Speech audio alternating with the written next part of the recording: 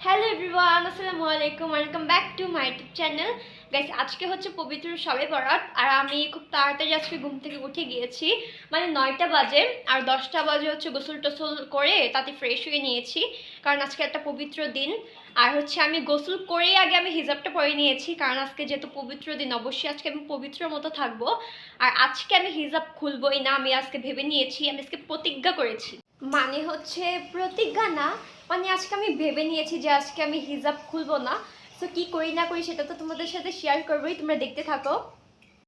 আর এখানে হচ্ছে আমার আব্বু চালের গুঁড়ি ভেঙে আনছে, যেহেতু একটা শবে বরাত অবশ্যই বিভিন্ন ধরনের যে মেরা পিঠা, পরে হচ্ছে রুটি, এগুলো খাওয়া লাগবে, তাই ভেঙে আনছে। আর এখানে হচ্ছে আনতে না আনতে আমার আম্মু আবার মেরা পিঠা বানিয়েছিল।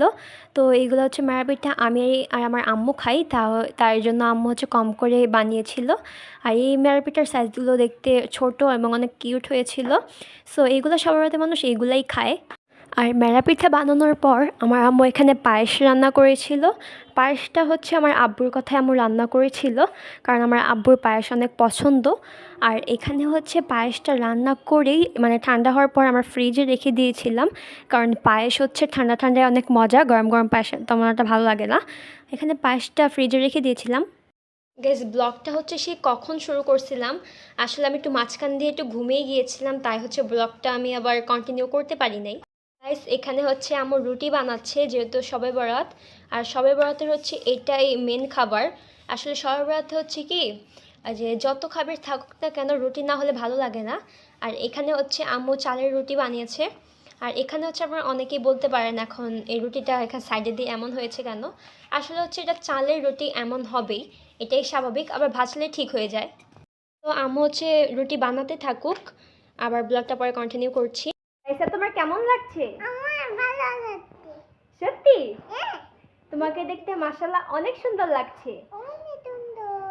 তাকাও। হুম। শবে বরাত উপলক্ষে আম্মু কী কী রান্না করছে, তো চলো দেখি। এখানে হচ্ছে পোলাও, আর এখানে হচ্ছে এটা গরুর মাংস, আর এটা হচ্ছে রোস্ট। রোস্টটা হচ্ছে আম্মু কমিয়ে করেছে, কারণ আমার আব্বু রোস্ট খায় না, মানে পছন্দ না। আর এখানে হচ্ছে আমার আব্বুর গরুর মাংস অনেক পছন্দ। আর এটা হচ্ছে রুটি। আর শবে বরাতের সবচেয়ে প্রধান আকর্ষণই হচ্ছে রুটি, রুটি না খেলে তো একদমই ভালো লাগে না। আর এখানে হচ্ছে গাজরের হালুয়া, আর এই যে সালাদ। তো এখন খাবারগুলো খাবো। তো খাওয়া দাওয়া শেষ হওয়ার পর তোমাদের সাথে দেখা হচ্ছে।